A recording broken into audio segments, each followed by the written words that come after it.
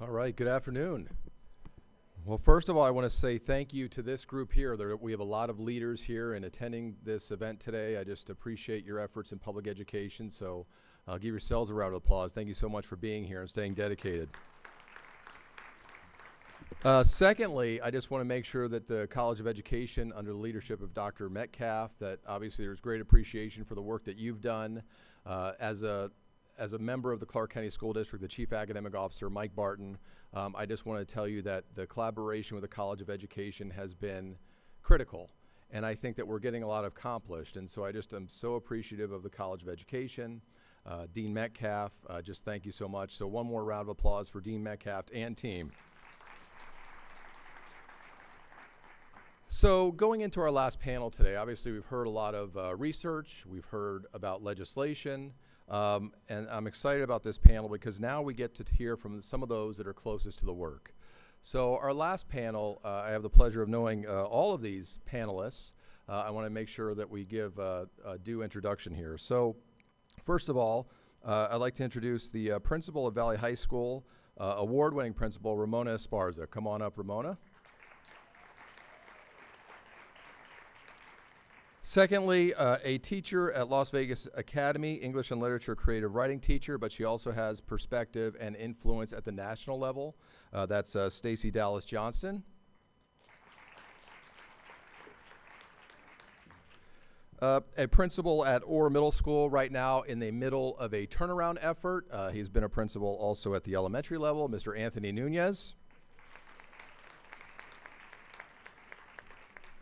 And last but not least, a English teacher at Fremont Middle School, from my opinion, a master teacher in the classroom, but also an advocate for his community, Mr. Mike Taack. Welcome.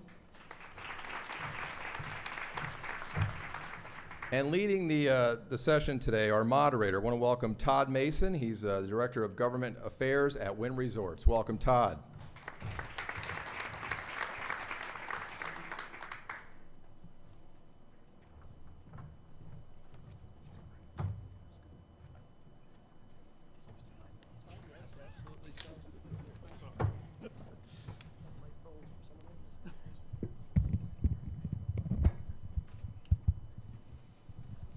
Thank you, Mr. Martin. Really appreciate it. Can everyone hear me?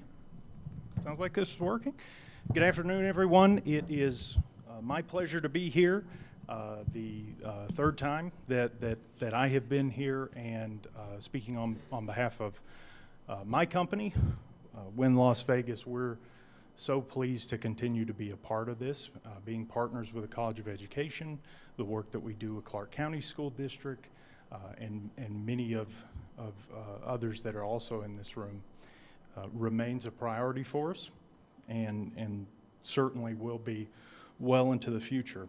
I am so excited that, and have to thank Dean Metcalf and his staff and many others who helped make this panel possible. The Japanese have a concept that's best described by an Anglicanized word of gemba. And that word literally translates into the real place. And it's been a concept that's been used in manufacturing and business in general of the notion of getting to the place where things are actually happening. And someone in a management role needs to see it in order to actually understand problems, opportunities, and success. And my background has been in state government for all of my working life. Prior to coming to Las Vegas, I worked for the Department of Education in Arizona. And one of the things that I spent a lot of time reinforcing to the principals and teachers that we served was, I've never run a school and I've never run a classroom. And we have to constantly, those of us who maybe don't have a background in education, but are either influencing policy, making policy, considering policy, or analyzing its results. If we don't have that, I think we need to talk more, we can always talk more, with individuals like are up here on this stage with me. So I want to give you all as much time as possible. I think maybe, Kim, next year this should be about 6.5 hours. We can do this. I'm game for it. And we'll have some Red Bull and we'll be ready to go. But let me just start with the general question, which is, I freely admit, is way too broad. If I could just have you consider, let's say, the last 3 school years. During that time, as was discussed just a little bit ago, many important pieces of legislation and the associated policy have been passed and have at the very least begun being implemented. From each of your unique perspectives, what has been the biggest challenge over the last 3 years? Maybe it doesn't relate to some of those items of policy, but I'm particularly interested in how things are going and where do you see challenges in implementing some of those relatively new initiatives? If I start with you, Mr. Nuñez. All right. In addition to being a principal, I also get to serve as a member of the Teacher and Leaders Council. So I had the opportunity to be involved in the development of the new evaluation system. And that was very challenging because we were trying to take the evaluation system into supporting a growth mindset and integrating that within different districts' HR systems in order to really promote that it's okay to have a starting point as long as our ending point is an appropriate level for the betterment of students. And it started a broader conversation, really, that I think is one that is the challenge in the state, which is, what are we really asking our school staff to know and be able to do? I think this summit has been a great example of that. We've seen so many, I think, pipelines that really need to be established in every school. And I think the question that I'm always left with is, who should be doing that work? If that person, how can we, what opportunities are there maybe to protect that time that we haven't thought about that, so we can make sure that the people that we expect to be doing the kind of work are able to do that kind of work. And a lot of that, I think, was discussion happened on the TLC as we thought about, like, what does excellent learning really look like? And it's, again, what does that excellent learning really look like? What are opportunities for students to experience within the classroom? Hi. So I've been in the classroom for 17 years, and so I've seen a lot of different changes. I usually think back to my first year of teaching when I didn't have a computer to do attendance. I had to use a Scantron, and the internet wasn't really part of my pedagogy. So when you think about a decade, 2 decades of change, there's been a lot of them. Sometimes, though, they happen so rapidly and so much all at once that as a classroom teacher, it can be a little bit intimidating because we are somewhat siloed, and some of the conversations that happen at the administrative or the district or the state level aren't always things that trickle down to us as practitioners. So when we hear the acronyms or we hear the conversations, it can be a little overwhelming. Even if it's the most positive thing that can happen, even if it's great and innovative, it scares people a little bit. So I've seen a lot of my colleagues been frustrated or, again, just maybe fearful of all the change happening so quickly because they're not really sure what it means or what to expect, maybe because they've kind of been away from the conversation. So I think that's just a reminder that educators are in the classroom every day and we're with students every day, and we have to enact all of the different decisions that are made. So it's important to have the teacher's voice included in those initiatives, and maybe that's how we alleviate some of the fear and maybe some of the pushback of the ever-evolving landscape of education that sometimes we don't really know what it means for us in the big picture, even though we're trying really hard to keep up with it. So first of all, I do want to say and thank our legislators for the many great things that they've done for education, not only in the past, but the previous legislative sessions. I know the senators here today, Senator Woodhouse and Senator Harris and Assemblyman Mr. Thompson, Valley alum.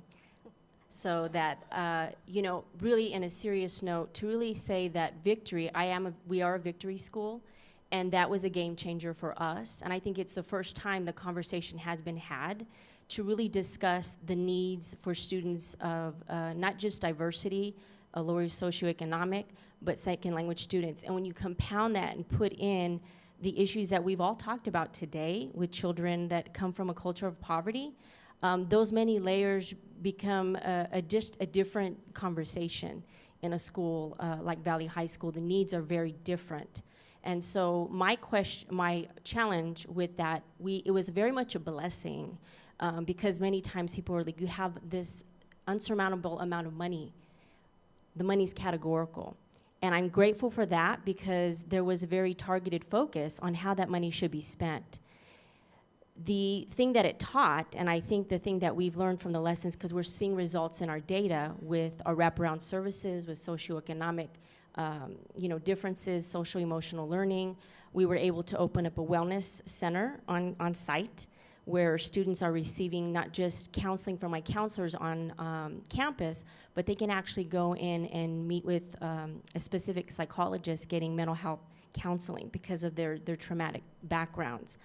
We also have a social worker that is fully funded through that as well. So all of those pieces come into play, but my challenge will be, and I guess it's kind of a continuous thing, is twofold. Sustainability. How do you sustain the goodness and the things that have come out of that session? How is that going to continue? What will that look like tomorrow? How do we continue those services? Because it's really about human capital. It's about the people that are in the building that are making that difference in the trenches. Because I even tell my teachers, you guys are the first responders. And I think someone mentioned that a little bit earlier today, that piece is real critical and important for them to understand that. And then the other thing is not just the sustainability, but how do we capture what's really working? And there are so many successes within the district that we need to really capture that, and we need to see this is a process that can be implemented in any school, regardless of what that situation is. How do we capitalize on that? And so that's just, I think, challenges we can overcome, giving a little solution as well. I think anytime there's a new initiative, any change, it's going to be difficult. People will be resistant to change of any sort. But in particular with teaching as a profession, I think we're very limited by time. I think that we find ourselves, those of us who see this as the vocation that it is, truly in the sense of the word that it's a calling, dedicate ourselves to it full time, put in many more hours than our contract requires. And so when it comes to adding new things to our plate in terms of changing how we do things or learning new ways of doing things, that can be a challenge, certainly for teachers. That can be a challenge. And additionally, I think teachers want to have their voices heard. I know at our school we're very passionate. We spend a lot of time. We certainly invest much in our students. And as a result of that, sometimes teachers don't have the opportunity or maybe even the stamina to devote time to being involved in things like this and going to board meetings and getting more involved in the process and communicating the things that are important to them and the things they're seeing in the classroom. I think that as a result of that, while we may capture big pieces of data from many sources, we are missing classroom data. We're missing the personal data, the qualitative data that really is important to inform the educational decisions that we need to make to improve education and educational outcomes for new teachers. And we have a lot of second career teachers who are coming through, changing from another profession. So I think time is really a big challenge for all of us. I think is a really important part of the puzzle that we need to create time and create opportunities for teachers to be involved in the processes that lead to the decisions at the building level as well. Thank you. It was brought up earlier during the state legislative panel about the needs around social behavioral health. I know this is a much, much bigger conversation for the state, but certainly as it relates to your work as educators, what can the state or local government, school districts, individual schools, whomever is providing the programming or funding for it, what more needs to be done? What would you say are the priorities around, given the diverse student populations you all serve? the needs around social and emotional health, and how can we meet those? Really for anybody who would like to answer. Well, one of the things I can think of is, I'm glad to hear that conversation that was had today, because I think there's a stronger recognition about one of the barriers to getting some of the academic results that is expected upon all of us and the 20 other thousand employees across just this district is that we need to make sure that we are positively supporting students' social and emotional health if we want to be able to put them in the best possible position to attain an excellent education. And so I'm very glad to hear that conversation. I think one of the things that I would like to see is that it is not about necessarily having the extra dean on campus. It's not about necessarily having the extra social worker on campus. It's really about having a complex team that can come in and provide intensive support structures that are not just for the student even that's at your school. I'm the principal of a middle school, and so as I look and and I get to understand my students better, it's not that just the 7th grader has some challenges that we should be supporting, but his 4th grade brother and his 11th grade sister as well. There really needs to be a vertically aligned team of individuals that can provide family support, because if the eldest brother or sister, and maybe Ramona, you can speak more to this, isn't on track to graduate, there may be a few siblings in there at the elementary level that show signs of not on track to graduate. So I'd like to see more to talk about this in more of a team as opposed to like an individual. I can add to that we have systems in place for students, but sometimes I think we let some students slip through the crack for different reasons. Like, we can't make assumptions that an affluent home means there's no trauma, or that if a student comes from a certain socioeconomic background, then they're explicitly being exposed to trauma. Like, there's different ways, everything's organic, every student's background is different.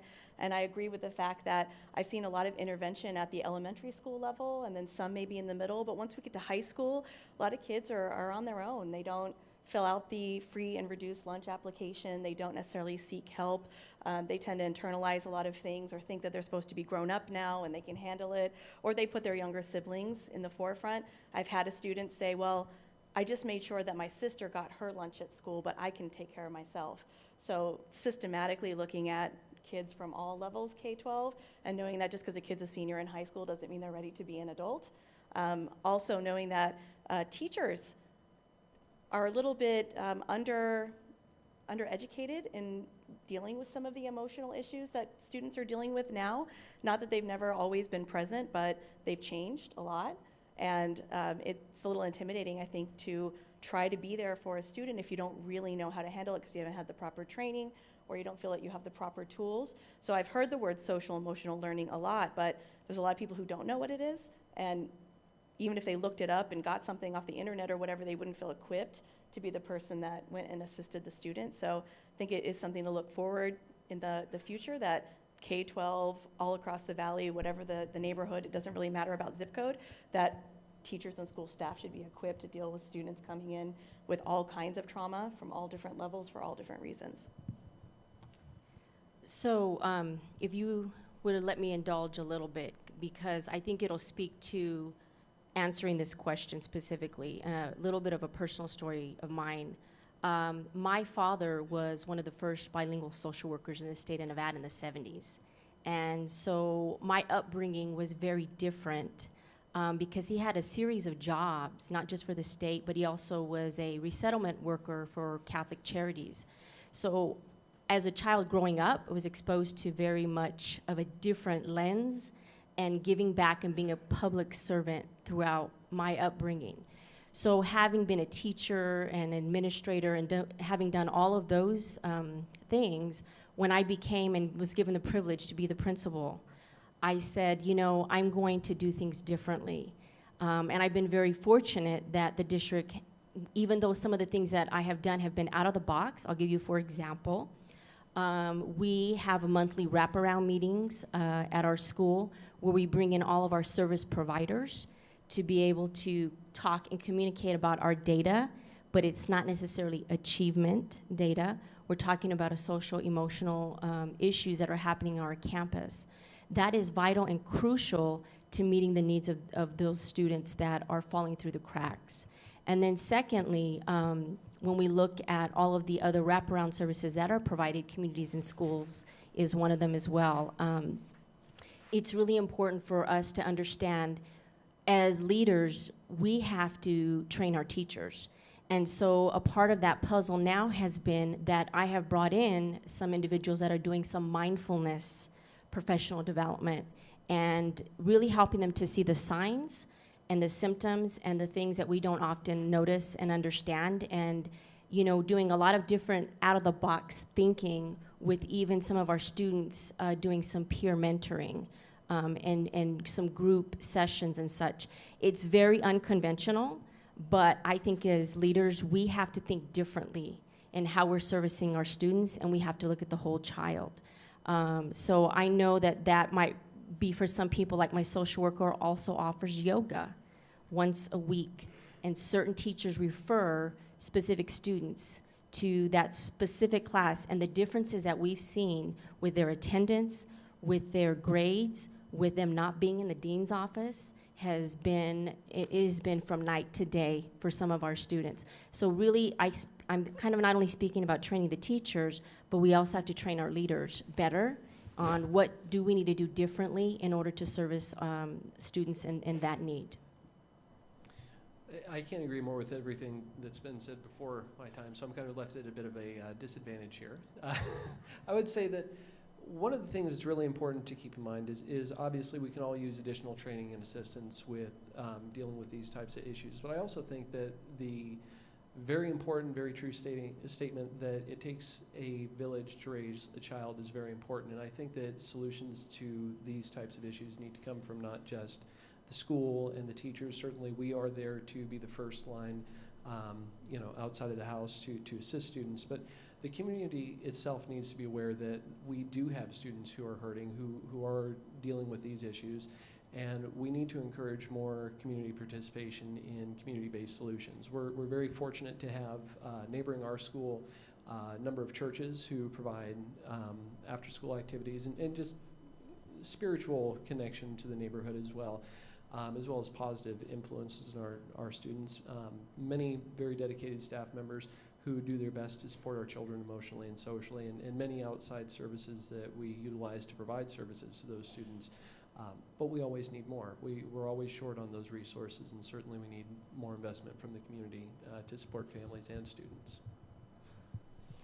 Thank you. And another issue, to shift gears a little bit, another issue that was brought up earlier was bill that Senator Harris was involved in around libraries.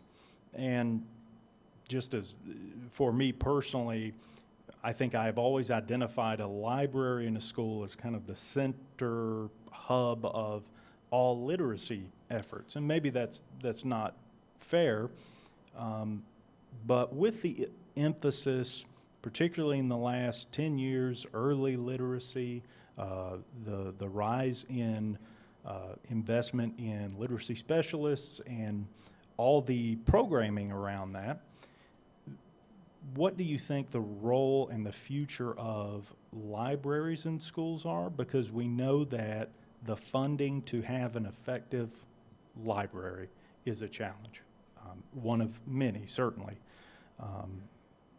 What do you think is the future, and what can we do better? How can we better serve students with really a library of the future? Well, one of the things that immediately comes to my mind is that, and having served as a principal in 2 different schools, the elementary that I was a principal at, there was no library within walking distance, or there were within direct travel of a bus. Removing the school's library was a no, because that was the only library for the community. Moving into the middle school, we are half a block from the Flamingo Library. I would say that I think what is most helpful to principals, and now in thinking about reorganization and school organization teams and making decisions about how to allocate staffing and resources, is having legislation that puts schools in a position to be the most strategic and most responsive to the needs of the community. So the question I would have is, for literacy to be a priority, do we need to have someone on campus called a librarian? Or, because to your point, because media takes forms, a wide variety of forms, are there other ways to promote literacy? When I was an elementary principal, we faced a similar challenge with class size reduction. Class size reduction, great idea. But when laws are set up that say this is the appropriate level of class size in kinder and this is what it is in first, it is in second and third, it is difficult to be responsive to maybe other needs that are put forth by the community.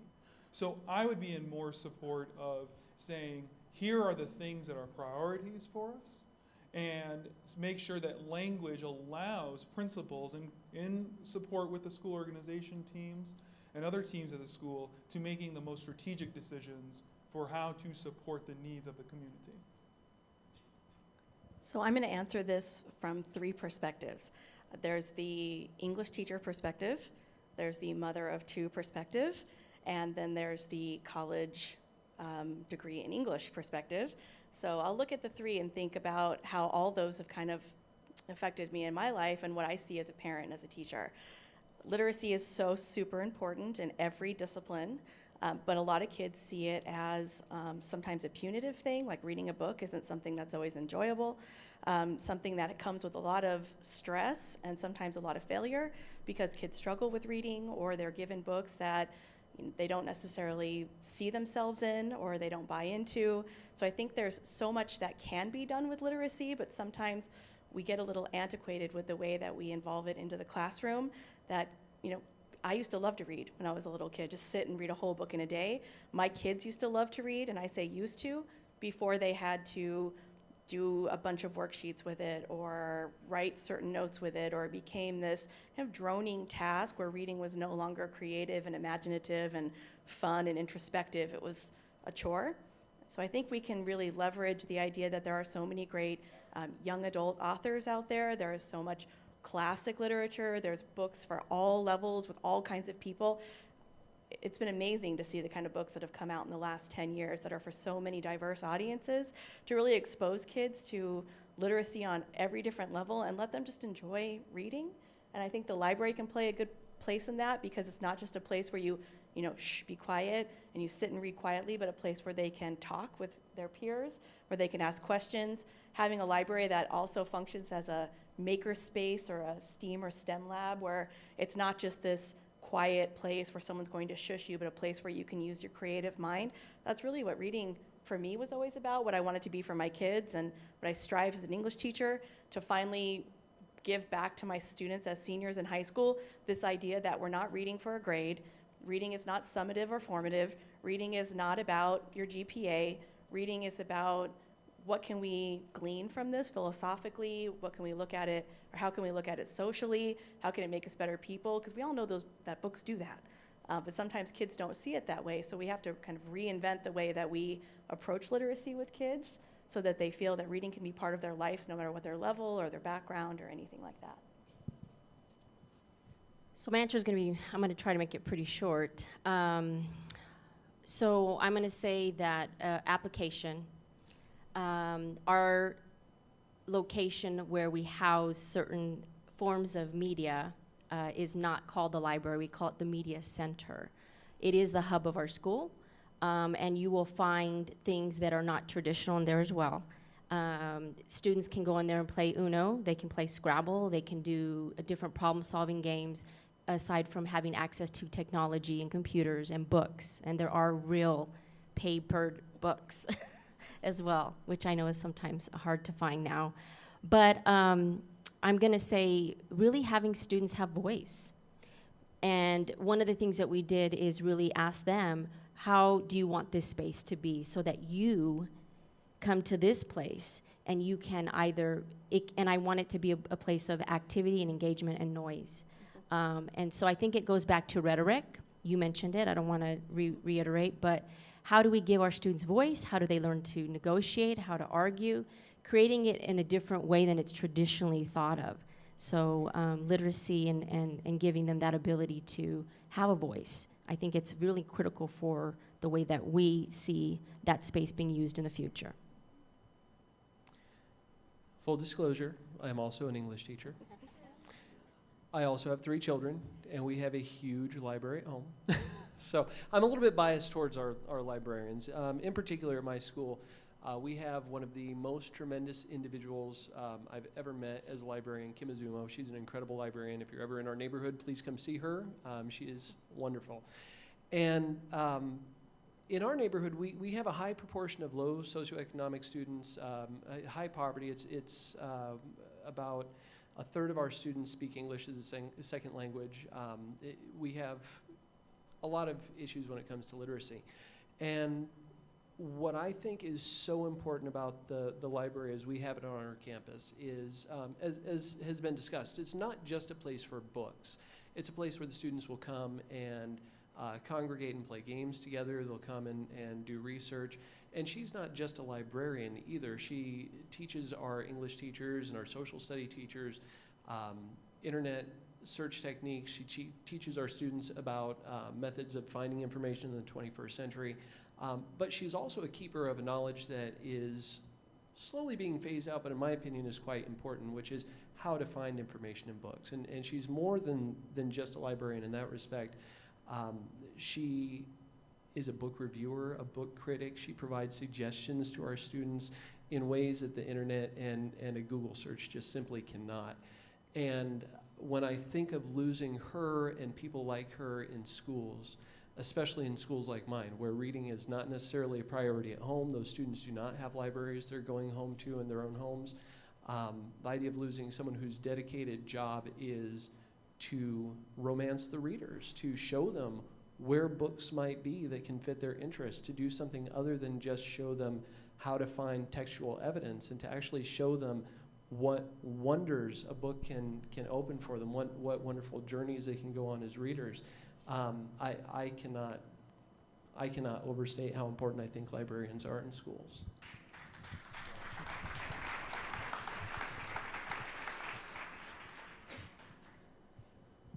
So we'll see if this question gets applause, but probably not. Is the Mr. Nuñez, you mentioned in the reorganization project. I'm curious what each of you, from your individual perspectives, would like to see your roles be in an environment where each school should have more autonomy and be able to be more responsive to their individual communities and the students they serve. What would you like, or how would you like your role to change, if at all, in that environment? Don't have to go first. Anybody who would like to answer. I'll go. Sure. Okay. Our roles have changed. It changed as soon as that bill was passed, and I know Nuñez and I have talked about this. He's a feeder into to Valley. One of the things I think that's been very good about the change is really transparency. I know that when the concept of having the school organizational team was developed and we were able to come together and really show our budgets, it was eye-opening for everyone at the table, the student, the parent, the teachers, the support staff. So I think there was just a bigger picture understanding of some of the decisions that we have always made, you know, whether with our school site-based teams or with our administrative teams. But I'm gonna tell you a real-time example. Our budget came a little under. Yes, we have victory, but again, that's a grant, that's categorical. That's not my base, that's not my strategic budget.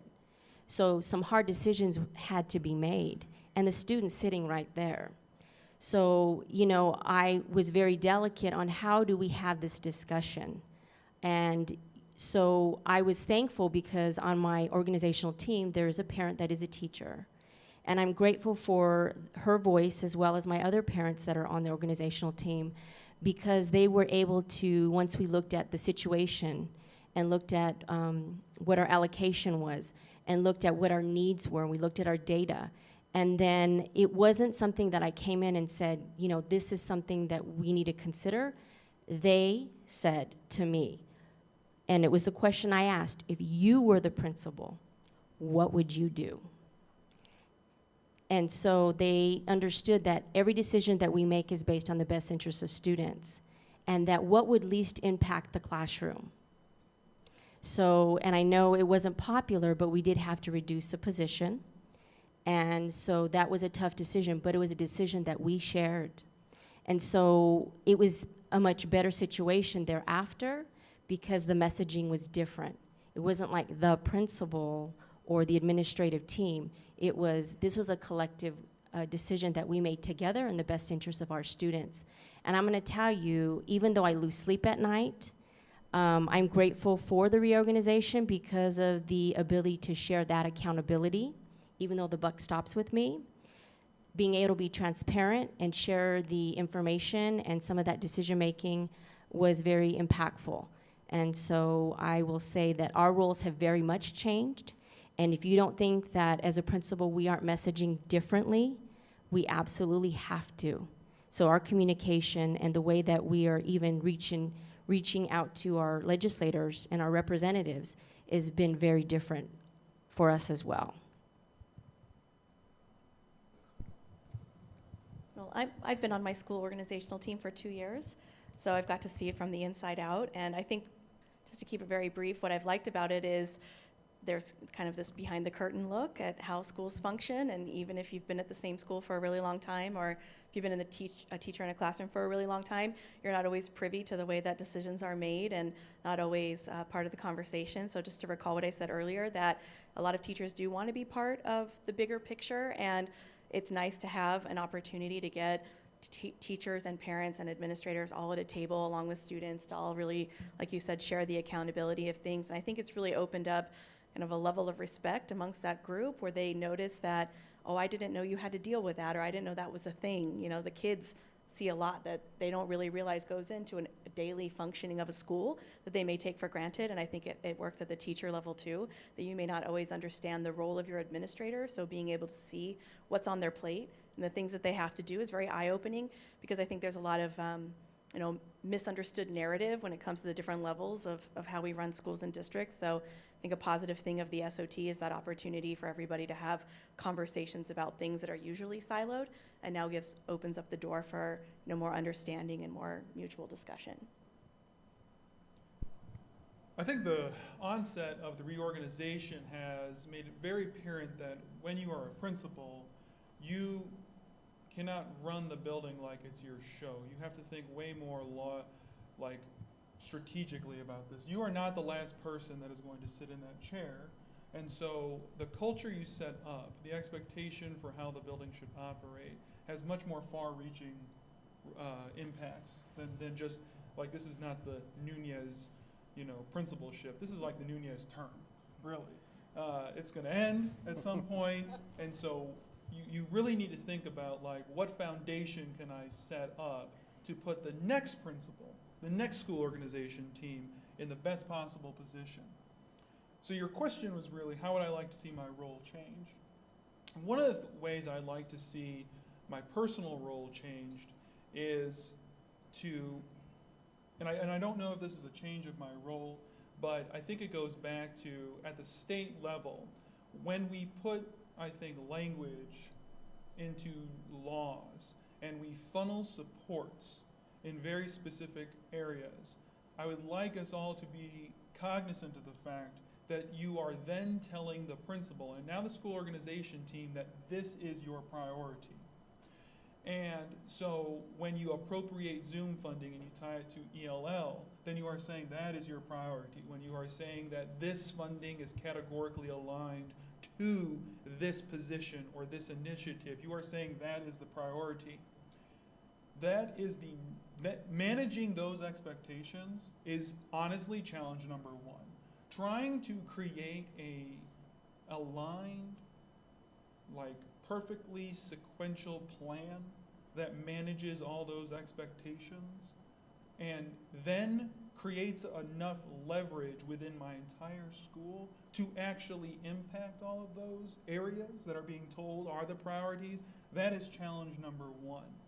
And I think a concrete step may be to change the way we have schools articulate school improvement plans. And I'm not trying to create more paperwork because I for my fellow school administrators out there.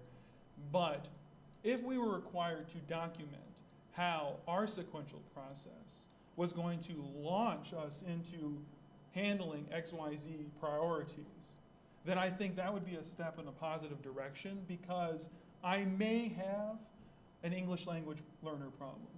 I may have a literacy challenge. I may have low math comprehension in this area.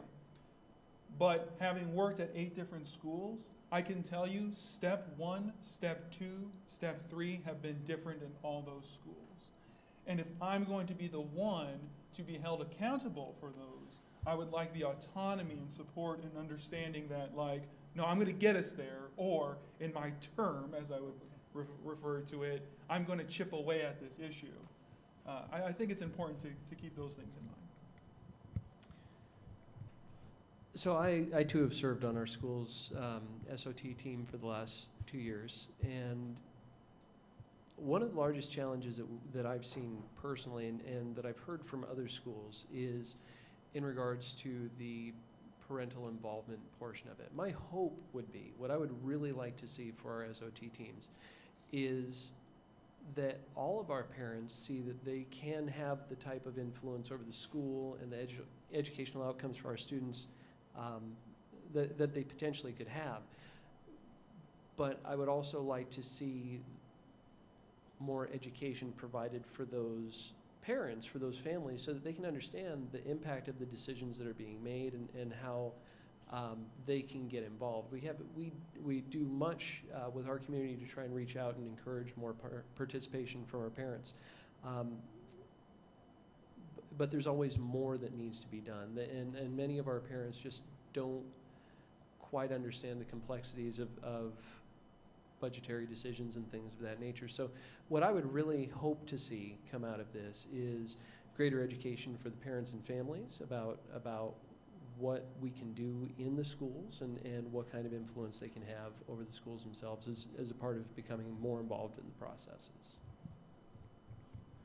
Great. So a couple of questions just to, as we wrap up, I know we're getting a little short of time. I did want to ask about the teacher pipeline. And my personal opinion is that perhaps that's talked about so much, even outside of those that work in education, is it's relatively easy to understand. Whether you're a parent, whether you're not, whether you work in education. But it's a complex problem.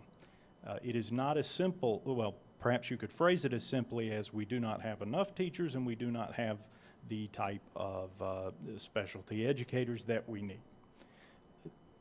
From your perspectives, what can be done to start chipping away at that problem?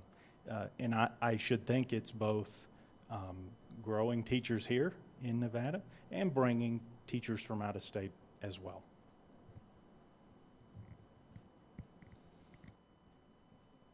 Okay, I'll start.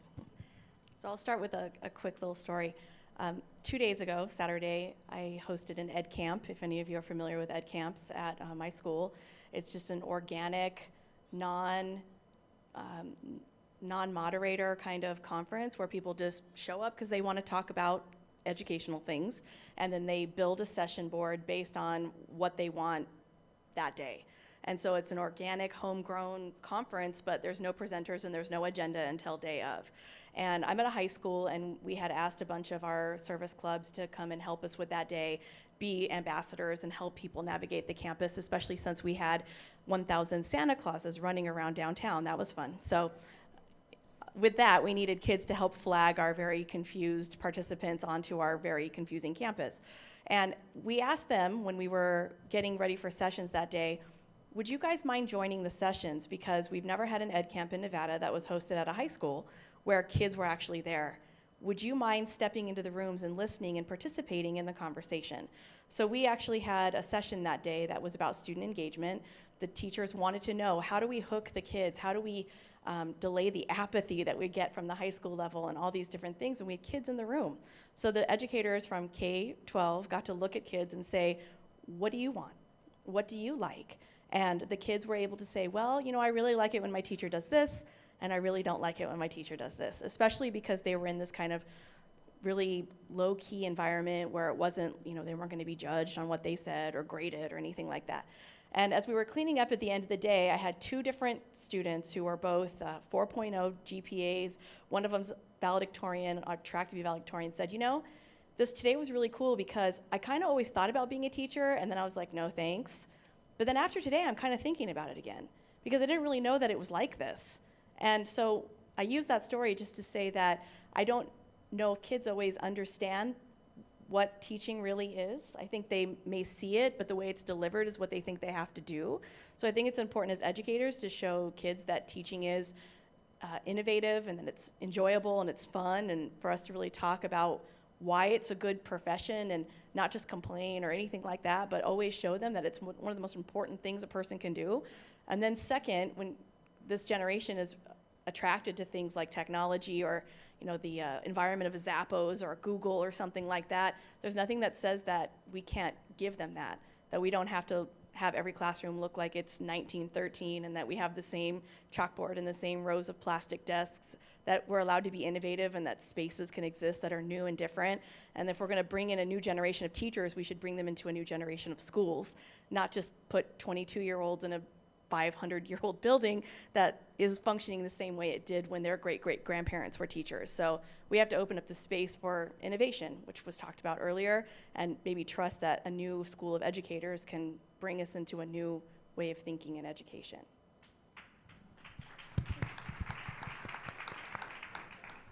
I like what you have to say there. I'm in a unique position amongst our panelists here. I teach at John C. Fremont Professional Development Middle School, pardon me, it's a long name, where we have a unique partnership with UNLV and the Field Experience Office. We've worked very closely with Ms. Peretti and many of the professors here as a preferred provider of field experiences for UNLV. We've had many student teachers and practicum students come through. As far as the pipeline issue goes, I believe that there are people who want to be teachers. I believe that there are many people who want to be teachers and see our job and think that it is a good job. I think that a retention problem exists, though, in CCSD. And I think part of the retention problem is many people, when they are thinking about becoming a teacher, for me it was a calling. I left a career in insurance to become a teacher. I was in my early 30s, and I left a good paying job to come teach. I kept finding myself in jobs where I was teaching other people how to do things, and then I was in a job where I was teaching clients about insurance. And so I found that career after career after career, I was always teaching, and so teaching was naturally what I was drawn to. I became a teacher, and there's many people like me in the same position. What happens, in my opinion, is maybe a person has a calling, maybe they just think they want to be a teacher, but they arrive in the building and they may not be as prepared as they thought they were for all of the challenges. The job of being a teacher is unsurpassable. It's the best thing in the world. I get to work with the next generation of adults. I get to learn from them as I teach them the important things that they're going to need to know in adulthood. I get a front row seat to changing the world. I love what I do. But there are many more components to the job than just teaching in the classroom. And without support, without proper training, without feeling empowered to do the job and be creative and innovative, I think that people can become disillusioned with the profession and leave. And if we can find a way to keep people feeling inspired and keep feeling supported and keep feeling like it is as meaningful in year 10 as it was in year 1. I don't think we'll have a pipeline problem. I think we'll have a surplus problem, honestly. I just want to say that one of the victory legislation allowed for something I thought was really great, which was retention and incentive stipends.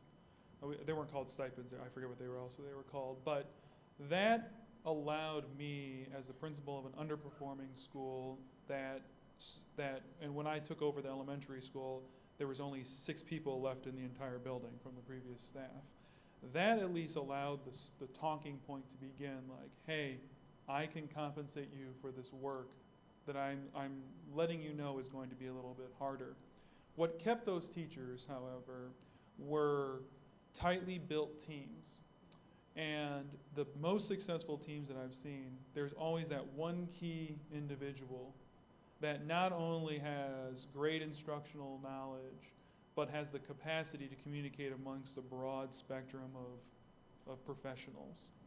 I think the key to developing the pipeline is to appropriately position schools to identify those individuals, compensate them for the time, because they are the people that will they are like the gatekeepers. They will allow you to keep your other highly effective people, and they will attract more highly effective people to your campus. And I think we need to start thinking about, how can we make grade level chair or department chair really mean something unique at schools to leverage schools to be able to attract and retain and mobilize talent.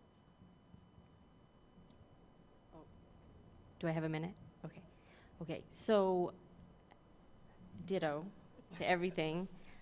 Just to add a layer to that, I truly believe our teachers of tomorrow are sitting right in our seats.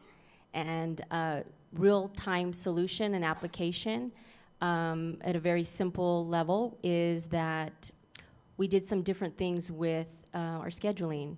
Student aides weren't just student aides for the teacher, they're actually student tutors in the classroom.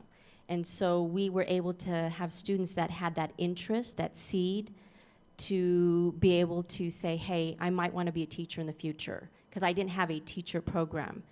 Second layer, you identify those kids that are interested, number one. Then you have teachers that are given that ability to teach teaching classes.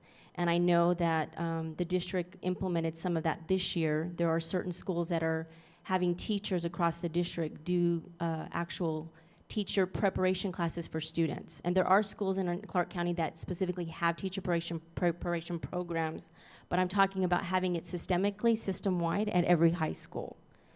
And then the other layer is having community partnerships with higher ed of education.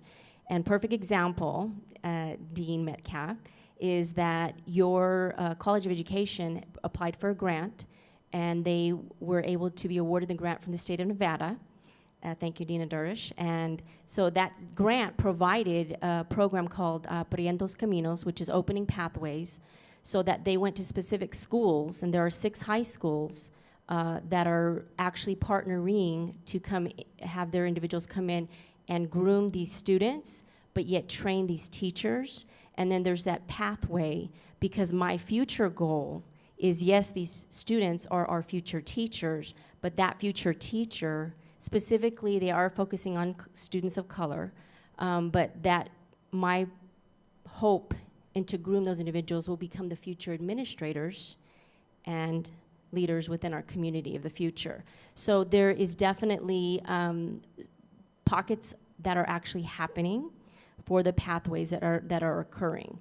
But I do agree with all of what has been said about the retention, the incentive pay, supports, mentoring for our teachers, for them to stay in the profession is key, because it's the hardest job you'll ever do if you've ever done it.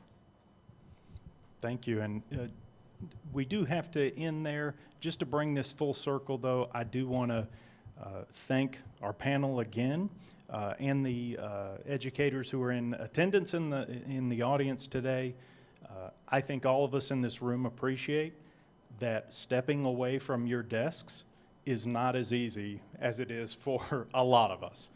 So thank you very much for making the time. And the window that you all open into the classroom and into the schools that you work in, I think it is critical for any of us, whether in the business community, policymakers, those of us who have any involvement in making policy, that we routinely go back and look through that window as much as we can. So thank you again for your time this afternoon. Thank you.